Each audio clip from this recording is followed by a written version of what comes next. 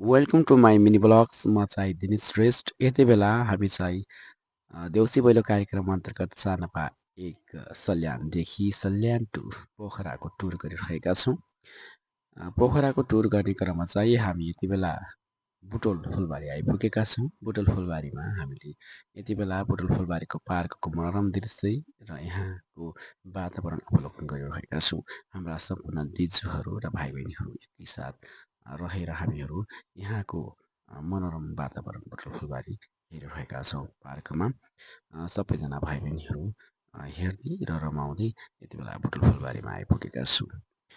हेर्ने क्रममा चाहिँ हाम्रा सम्पूर्ण भाइ बहिनीहरू दिजुहरू चाहिँ हामी एकैसाथ समूहमा चाहिँ कोही कहिले फोटोसुट गर्दै र कसैले भिडियो बनाउँदै चाहिँ हामीहरू अगाडि बढिरहेका छौँ।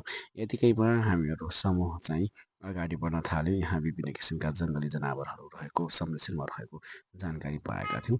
हामीले केही जनावर हेर्नको लागि अगाडि हाम्रो टोली बढ्यो र भिडियो बनाएर चाहिँ हाम्रो निशान्त भाइले साथ दिनुभएको छ।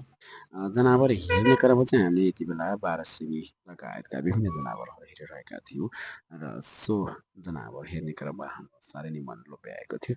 यति बेला विभिन्न किसिमका जनावर हेरिरहने क्रममा चाहिँ बारहसिङे हेरिसकेपछि त्यहाँका अन्य जनावर हेर्न चाहिँ हामी अगाडि बढिसकेका थियौँ। बढ्ने क्रममा चाहिँ हामीले यहाँ बाँदर पनि देखेका थियौँ। बाँदरको हामीले अवलोकन गरिसकेपछि त्यहाँ रहेको स्यालको पनि अवलोकन गर्नका लागि हामी अगाडि बढ्यौँ र त्यहाँ हामीले 3-4वटा स्याल देखिरहेका थियौँ। स्यालको अवलोकन गरिसकेपछि त्यहाँ रहेको मयुरको पनि हामीले अवलोकन गर्नका लागि अगाडि बढ्यौँ र त्यहाँ हामीले एउटा मयुर देखिसकेपछि 3-4वटा अजिङ्गर हामी अगाडि बढेनौँ र टाढैबाट दृश्य खिचिरहेका थियौँ। अजिङ्गर देख्यौँ।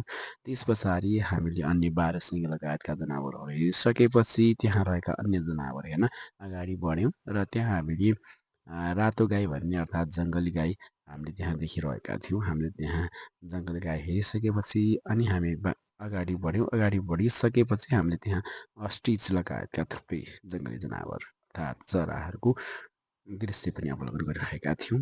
यति दृश्य अवलोकन गरिसकेपछि हामी चाहिँ अगाडि बढ्यौँ र त्यहाँबाट बाहिरिने क्रम हाम्रो जारी रहेको थियो।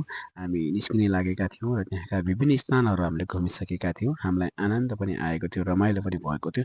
यदि तपाईँहरू टुरमा हुनुहुन्छ भने कृपया अवश्य एकचोटि बुटोल फुलबारी घुमेर फर्किदिनुहोला।